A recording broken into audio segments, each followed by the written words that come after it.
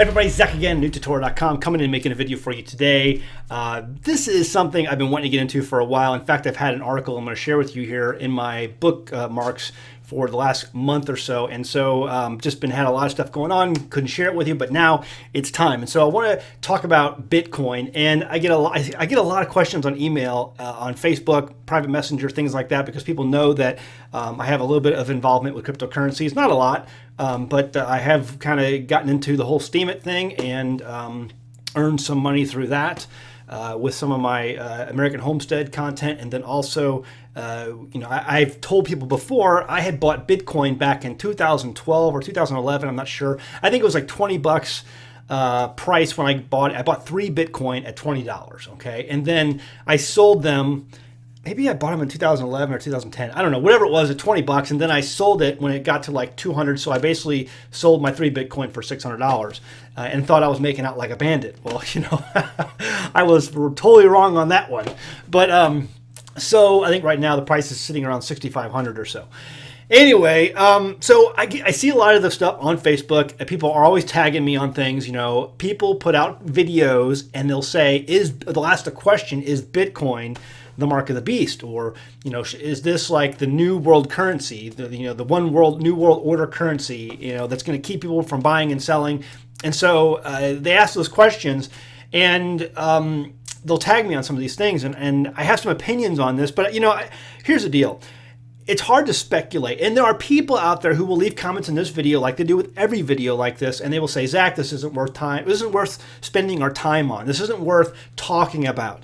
You need to talk about other things, Bible-related, not talk about end-of-day stuff, eschatology, just throw it out the window. And I disagree. Remember, it says, our Messiah said a number of times in the Gospels, but I always go back to Mark chapter 13 when he's talking about the last days, and at the very end of the chapter, he says, to you, I say to all, watch.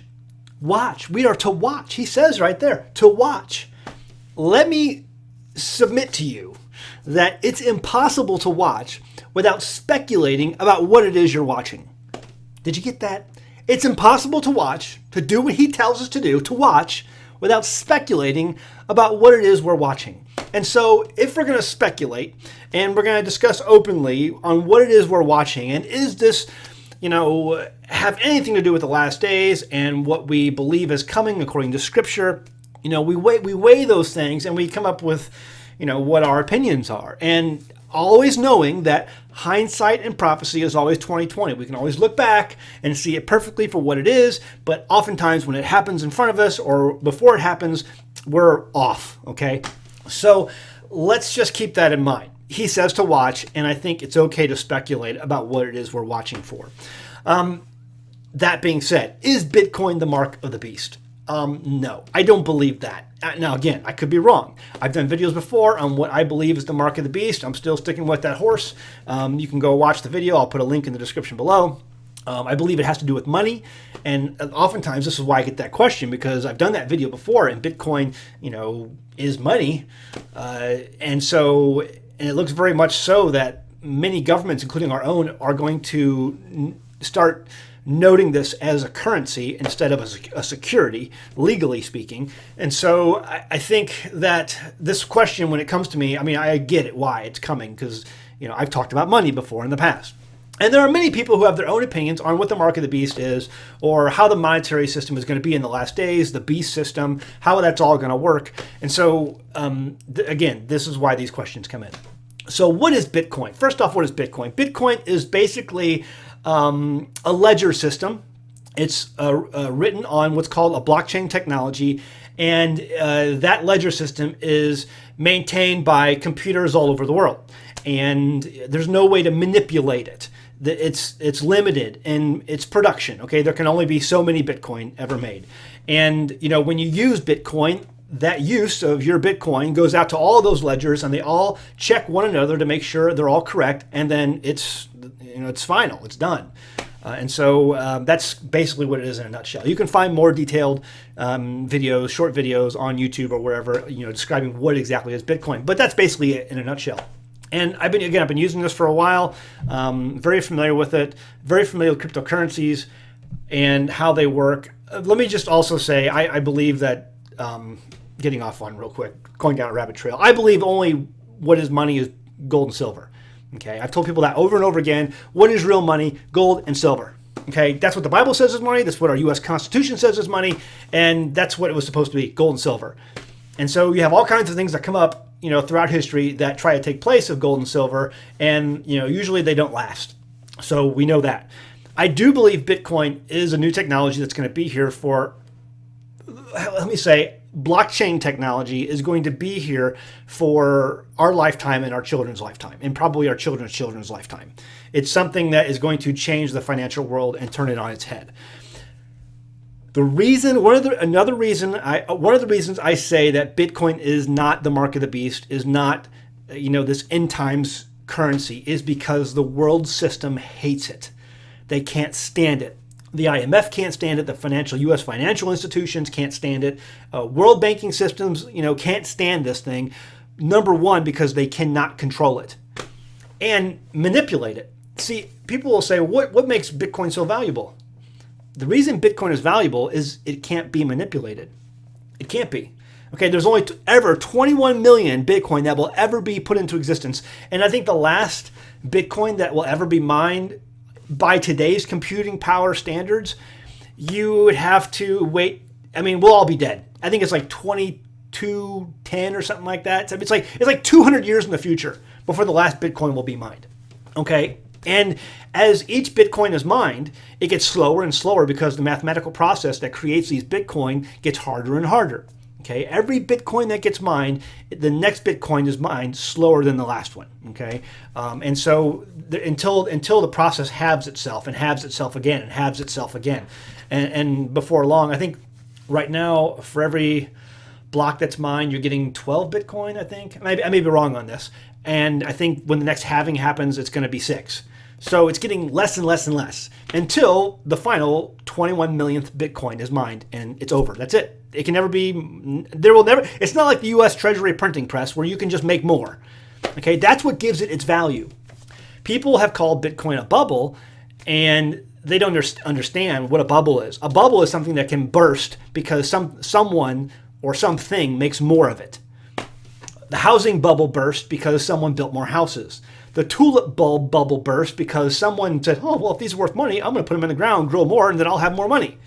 And so the tulip bulb bubble burst because someone planted tulip bulbs and got more tulip bulbs, and a bunch of people did that, and it wasn't worth anything anymore. The Beanie Babies. I remember Beanie Babies when I was in the military. That was all the rage all over the United States and Europe. Beanie Babies. Well, the Beanie Baby bubble burst because everyone, the company, Thai or whatever it was, just made more Beanie Babies. It's like anything. To make a bubble burst, you have to make more of something that people want. With Bitcoin, there can never be a bubble that bursts because they're not making any more of it. You're only going to get 21 million ever, and that's it. In fact, there's not enough Bitcoin for every millionaire in the world to own one of them. So that's completely different than any bubble, and that's why these financial people who talk about this have no idea what they're talking about. They haven't even been taught basic economics in school. But understand this. I don't believe Bitcoin is the mark of the beast. And I don't believe that because the way the world government looks at it, the world governments look at it. Okay, the world financial institutions can't stand it. They can't regulate it. They can't manipulate it. They can't take charge of it. Okay, and they can't control who is using it. Okay, they don't like it. And so world governments right now are trying to get a handle on this. Do we label it a security? Do we label it a currency? And how do we control it? What they're discovering is the better option is how to not control it, but how do we replace it? What can we come up with something that's better? Okay, and I've seen people online make videos about Bitcoin and the last days, and is it the mark of the beast? Is it the one world currency, the new world order? And they say that it can be tracked. It cannot be tracked. There are things like tumblers out there that you can run your Bitcoin through, and out the other side at the exchange, it comes out and it has no tracking information whatsoever. You can also take your Bitcoin and move it into other cryptocurrencies like Monero or Dash, which are privacy coins and contain no tracking information of addresses to and from where they've come from. So there are lots of ways to keep your Bitcoin to where it can't be tracked. That's why these government institutions and financial institutions can't stand it, because they want control of everything. And if something comes up that the people move to that they consider money, their system goes out the window. Now, okay, with that being said, Bitcoin, I don't believe, is the mark of the beast or a new world order currency. However, the technology that uses Bitcoin, blockchain technology, or even what's called the Tangle technology that a cryptocurrency called IOTA runs on, kind of the same thing. That, however, sends alarm bells. Okay, now I want to share with you an article. I love technology. I'm subscribed to a number of tech blogs, and one of these tech blogs, it's called medium.com, sent me an article about a month ago, and I have it right here. And when I read this article, that's when my red flags went up, and that's when the alarm bell started sounding. And I said, I got to do a video on this, but again, there's too much going on. I had a hard time getting to it. Okay, so I'll leave a link in the description below for the article if you want to read along with me, and I'll put it up on the screen. It talks about basically it's universal basic income and blockchain. So if you've been paying attention to the news, you've heard a lot about universal basic income. The state of Hawaii is trying to, they're experimenting with universal basic income. The city of Chicago and Illinois has talked about this. Different, metropolitan areas and state governments, local governments are thinking about universal basic income. A lot of the up-and-coming Democrat candidates like Grant Newsom and some of these other guys have talked about universal basic income. And this is also something that Rome did in its last days. And just a bit of a history recap, Rome had conquered so many territories and were getting tributes from so many different conquered peoples that they decided, you know what, we can just give all this money to, or some of the money out to our citizenry. And that's what they did. They basically started taking in all these tributes and started giving out a universal basic income to their citizenry. And that was just prior to Rome falling as an empire. Go up, look up, and do your own history on that one. But Rome did this. They did a universal basic income for all of its citizens in their last days as an empire. Anyway, this one's called Universal Basic Income and Blockchain. Now, I'll go ahead and start reading the article here, and I'm going to point out some interesting tidbits in this article that I want to talk about further. It says, we know rather likely a universal basic income first appears in a sustainable way in a blockchain solution. Okay? Aspects of the token economy could interact with the gig economy and the sharing economy in ways whereby valued labor is redefined for a new generation. Okay, very important there. I'm going to skip down to this paragraph. It says here, this is why the tenets and values of the decentralization of public blockchains are a likely catalyst for the actual implementation of new kinds of digital stipends and basic income.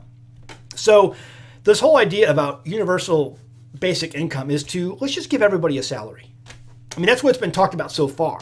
Let's give everybody a salary, a basic salary. I mean, you can earn more with your job and your career also, but let's just give everyone a basic because we need people to at least have money for the basics. The poor people need money for diapers, they need money for gas, so we got to let's just start with a basic. And obviously this money is all going to come from the U.S. tax base.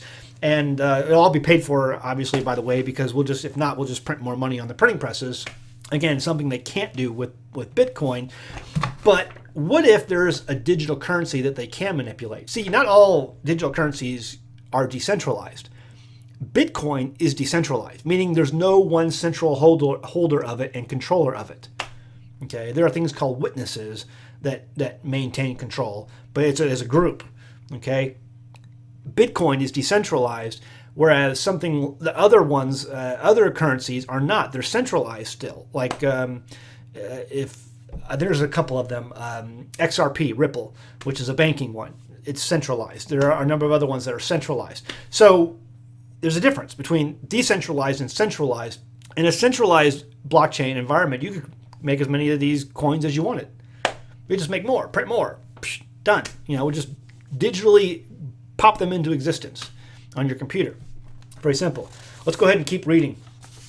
It says, in the future, there will be data points not just on our health and well-being, but on our impact as citizens, our practical, moral, economic, social, artistic, intellectual, and even our spiritual contributions. Whoa. Now, this is something that I had full stop at. So let's just say we have a universal basic income. And this universal basic income is established, okay, as a baseline. This is what your basic income can be. But we're going to adjust that basic income on data points. So let's just say we're going to put some artificial intelligence a blockchain artificial intelligence run that uses algorithms to determine whether or not you are worthy of some of these data points. And depending on the data points you receive is going to determine how much money we give you for your universal basic income. Wow. When I read that, when I saw that, what the article was saying, I was like, uh-oh, here we go. And we'll get to some more of this in a second. And we continue to read here. More likely, we'll be using AI or artificial intelligence to determine predictive algorithms on people and allot them an amount of which they need. The payment itself will be transparent on a blockchain, but the actual implementation of such thing won't be a basic income as we understand it today. The social credit system of New China will reward and punish citizens based on what the Chinese government deems valuable. Adherence to collectivist norms, civil obedience, harmony, etc. But a digital stipend in the rest of the world will probably result from digital and real-life data points that are much more aligned with human rights. Our professional activities, how we give our energy to society, and as measured with baselines now, that are very different from how a prescribed authority would present them. So let's get this. Let me see if I understand this right. You're saying that we're going to assign you, an identification on the blockchain, and we're going to assign to you data points on how you live your life. How you work, what your morals are, what your spirituality is, all that stuff. And then that's going to determine whether or not you get paid. I was just like, oh my goodness. I mean, that right there, that. In fact, it said in that last piece I read there, in New China, the social credit system of New China will reward and punish citizens based on what the Chinese government deems valuable. See, they're already doing this in China. I saw a video on it the other day. It was going through my Facebook feed, and that's what they're doing. They're doing it now. People in China right now are being rewarded and punished based on what they do and believe as citizens. If you buy too much alcohol, that's negative data points. Okay, you're only allowed a certain amount of alcohol. You can still buy as much alcohol as you want, but data points. Your ratings go down as a person. And if your ratings go down too far, you can't travel, you can't buy gas, you can't, all kinds of different things. So, and there was a couple of Chinese activists who are involved in politics and speaking out, and they're being, punished in their ratings on their data points because of what they believe, what they're posting online, things that they do, things they believe. Can you see where this could possibly go? Can you see that this could be an avenue where the mark of the beast or New World Order currency would disallow you from buying and selling in the world today? Could you see that? I'm not done reading here. I got one more thing I want to read, I think. Oh, no, that was it. Okay, that was it. Anyway, there's more to the article, but I kind of wanted to keep it based to the basics. If you want more, go to the link in the description below and read the article. Amazing. Now, after I read the article, I was floored, and so I left a comment. And here's the comment. I wanted to share with you the comment that I posted on that article because the author of the article responded to it. So here's my comment. Also scary. Imagine where the AI and blockchain determined that because of your politics or religion, you're not worthy of data points that reward you with UBI, or Universal Basic Income. You become exempt from the blockchain or blacklisted despite your work, curation, or creation of information.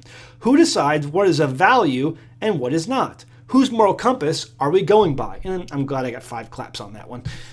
He only got 1 clap on his response. Because I think other people could see where this was going. It doesn't matter if you're a liberal or a conservative, because if someone gets in charge and doesn't agree with your worldview, that kind of puts you out. So I think we can see where the world is today, where the world's going today. I mean, you have Bert and Ernie on PBS Sesame Street coming out as gay. You have story time in the park with transgender, children's story time in the park with transgender story readers. I mean, you have Pocahontas out there saying she's 1 in 500th, or 1 in 1,000th Native American Indian, and that qualifies her for special privileges. What? I mean, the world is upside down. And so, if you speak against the absurdity of it all, could that, hurt you punish you in your data points in the future sometime. I don't know. So this was his response. Michael K. Spencer. He says, that's a great point, Zach. I would agree. It is a great point. Considering algorithms and AI are basically skewed and inherent biases, there is no moral compass currently, I think, in which we are witnessing with Silicon Valley and Chinese authoritarianism. What? Are you serious? It's business and government as usual. But in a world of AI, that may not be enough. Wealth inequality will continue to scale as automation approaches with a few winners and more losers. Universal basic income might just be the mechanism to suppress the angry mob. This is why I think Silicon Valley leaders are speaking up about basic income. They are not so keen to lose their position at the top of the American wealth pyramid. However, an AI given this task would have hundreds of thousands of data points and would be unlikely to be very skewed and would constantly be self-correcting its accuracy. Humans relying on AI for major decisions is, for me, the reality I see as human leadership has been for an epic failure in the ethics of technology thus far. So what he's saying basically is, this will be so broad of a spectrum, it won't really matter. It won't really matter so much if, your spiritual alignment is different than, what the world says. I mean, it even said that in the article. It says right here, the social credit system of New China will reward and punish citizens based on what the Chinese government deems valuable. And this part right here is the kicker. Adherence to collectivist norms. Again, it's the norm, for it being okay that Bert and Ernie are coming out of the closet. See, that's collectivist norms. When you start talking about collectivist norms, I get really worried. Because, what's the normal to who? There's a whole lot of times in history where a whole bunch of people have been wrong about something. So I think this guy's living in a dream world. And, this is a huge issue. Whose moral compass are we going by here? Are we going by the guy who believes it's okay to, kill babies in an abortion clinic? Is that the moral compass we're going by? Because, if I'm speaking out against abortion, does that give me bad data points? Because someone else is getting data points based on their work. I mean, that's their work is performing abortions. And they're getting data points. Well, I'm speaking out against his very career. How does that reward or punish me? See, it's not Bitcoin, ladies and gentlemen. It's blockchain technology and how it can be used. I don't know what the future is of Bitcoin. In fact, if I was a betting man in Vegas, which I don't gamble, but if I was a betting man in Vegas, I would bet that the governments will somehow figure out a way to put the kibosh on cryptocurrencies in general, unless they are centralized under some sort of government authority. Okay, you cannot have these privacy coins like Dash, Monero, Bitcoin, or some others out there where they cannot be tracked. And like I said, Bitcoin cannot be tracked. You can fix this to where it's not trackable. Again, tumblers and different things, methods and mechanisms allow that. So they're not going to allow that to happen. They're not going to have this. They can't, because they need control. And if they're going to control, what's it going to be? Could it be, and again, they're already doing this in China. They're already putting the system in place in China. It's active today, and they're hoping to have, this fully implemented by 2020, which is only, 2 years away. So I think, anyway, it's just something I saw, and I get the question oftentimes, is Bitcoin the mark of the beast? Is Bitcoin, the new world order currency? No, I don't think that is the case. I think lots of these cryptocurrencies, the crypto market is going to be the next stock market. No doubt in my mind. Now, at some point, these are going to have to come under some sort of regulatory control. That's just how I see it. And watch out when the IMF has already, International Monetary Fund has already talked about coming out with their own cryptocurrency, digital currency that can be used. So how this all plays out, I don't know. Is Bitcoin the mark of the beast? No. Is Bitcoin the new world order currency? No. Blockchain technology, however, could allow something like this that I just described to take place. That technology already exists. China is implementing it, and people in the U.S. are talking about it, as per this article. All right, I guess we'll leave it at that. I think I've gotten to all the points I wanted to get to. But I needed to make this video because I know it comes up quite a lot. All right, guys, see you next time on the channel. Go home, read your Bible. Thanks.